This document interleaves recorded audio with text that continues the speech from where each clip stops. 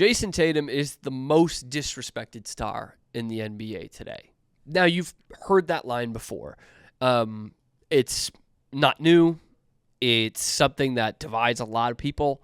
But I think people are kind of ignoring why he's the most disrespected star.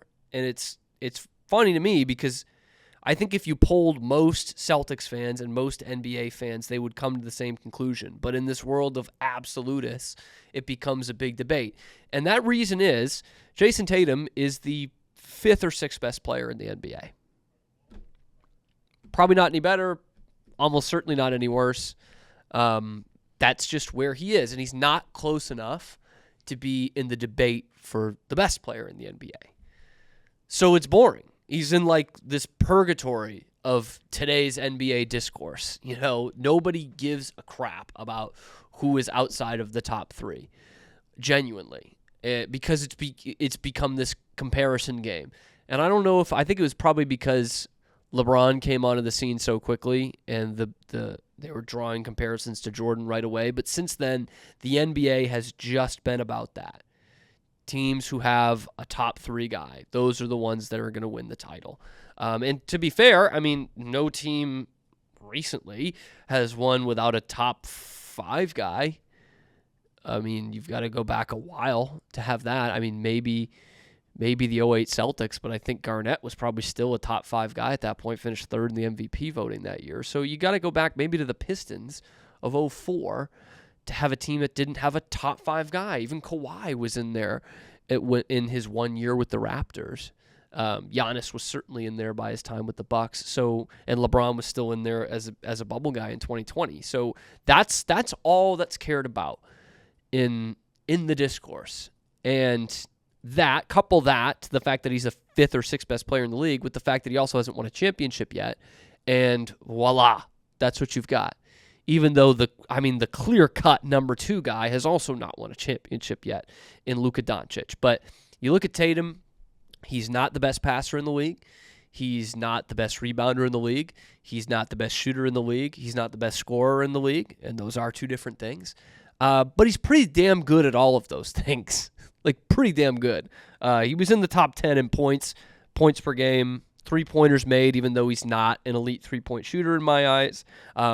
Top 10 in win shares, top 10 in defensive win shares, but not offensive win shares, which is, I think, a little detrimental to the narrative that people are painting him as this guy who's thinking score first and doesn't do well at it.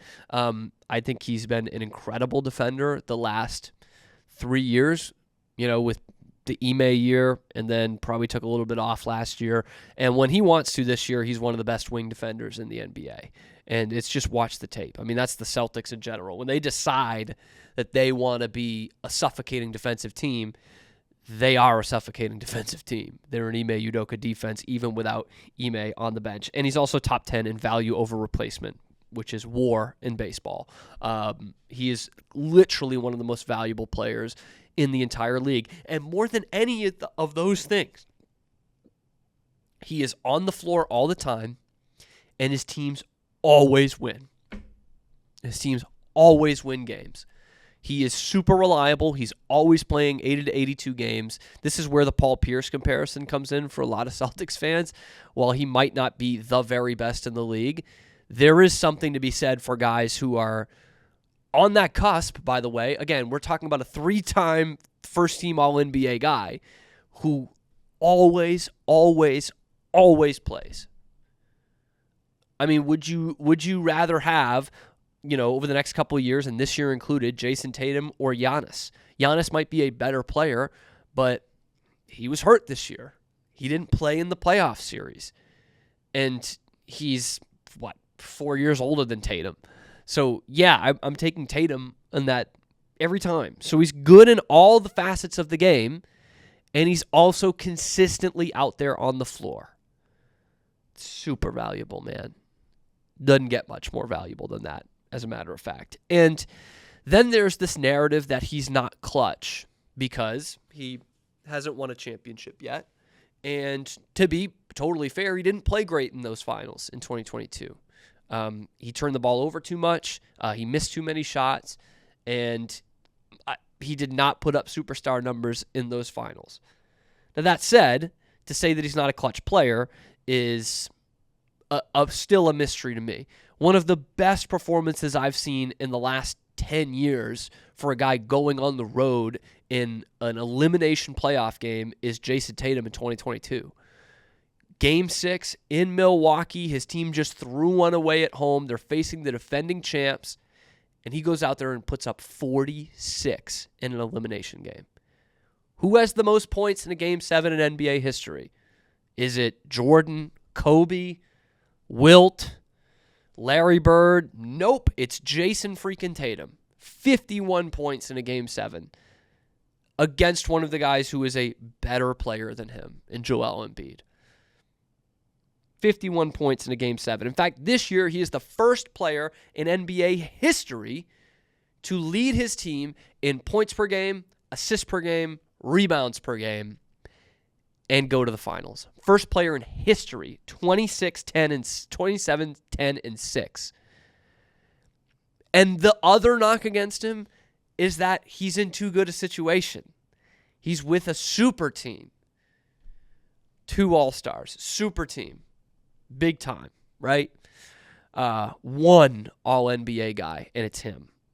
Brown should have been, but you didn't vote for him. So how can these same people saying it's a super team not vote for these guys to be an All-NBA?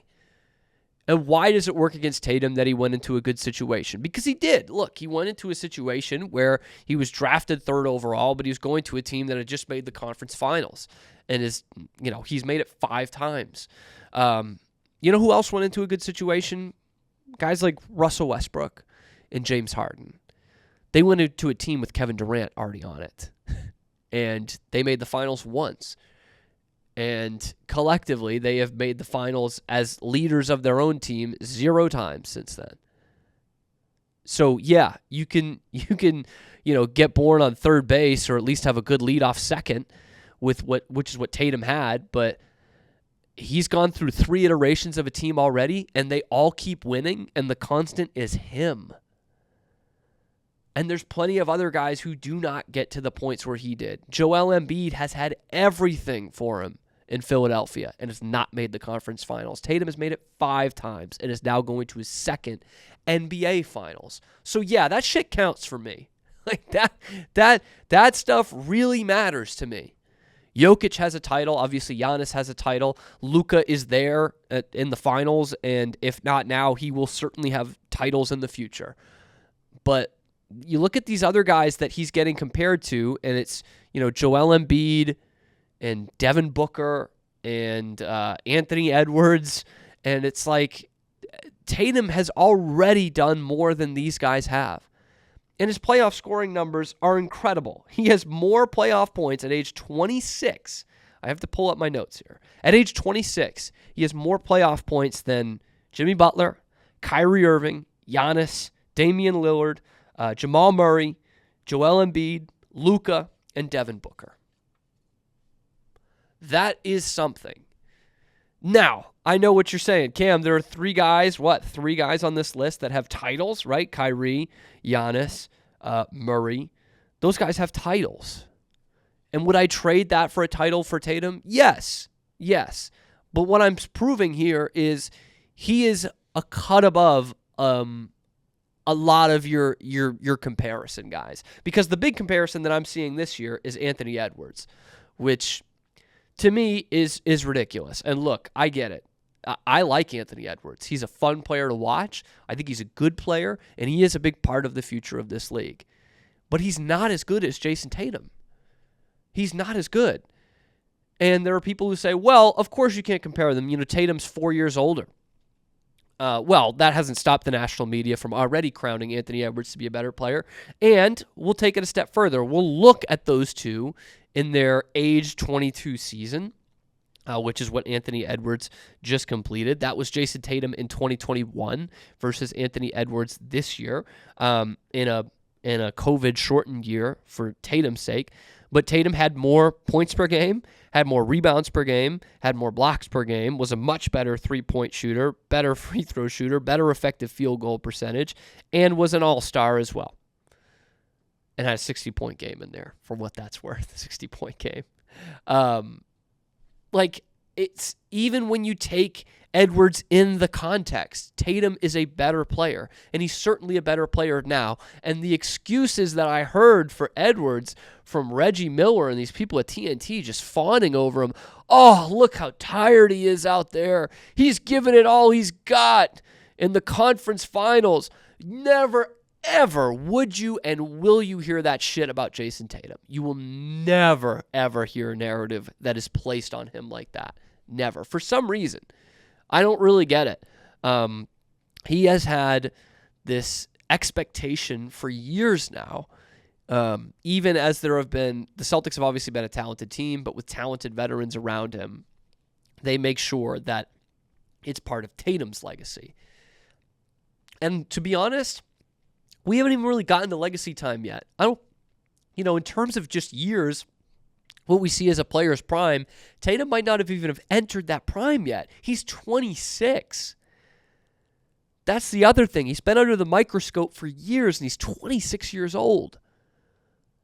LeBron did not have a title by 26. Michael Jordan did not have a title by 26. Wilt was 30 when he won a title. Karl Malone never won one.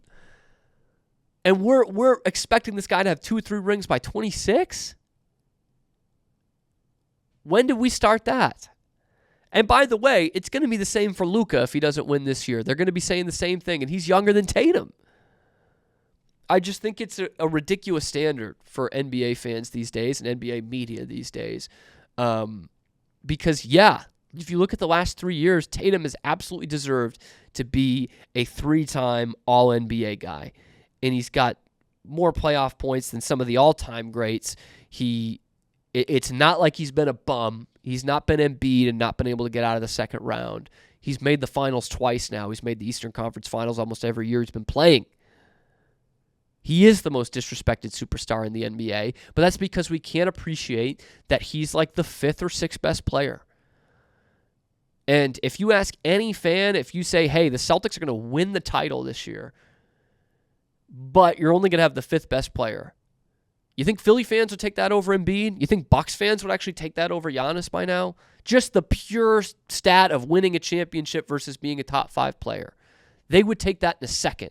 If it meant Embiid was the 6th or 7th best player or Giannis was the 6th or 7th best player, they would trade that for a title 8 days a week and 11 times out of 10. So is Tatum disrespected? Sure. But if he wins this title, there will need to be an end to the bullshit. There has to be. There has to be an end to this narrative. And then it will be, he needs to win 3 or 4. But if you're sleeping on Jayson Tatum, keep sleeping or wake up at your own risk, brother, because the future is coming at you right now. We are Rogue Media Sports.